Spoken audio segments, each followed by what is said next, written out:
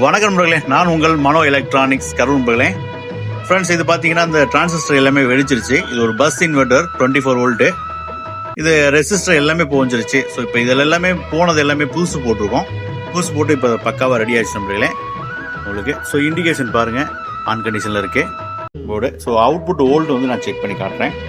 So உங்களுக்கு வந்து ஒரு சின்ன டிரான்ஸ்ஃபார்மர் மூலிமா ஒரு 16 வோல்ட் இன்புட் கொடுத்துருக்கேன். ஸோ அவுட்புட் 16 வோல்ட்டுக்கு எவ்வளோ வருதுன்னு பாருங்கள்.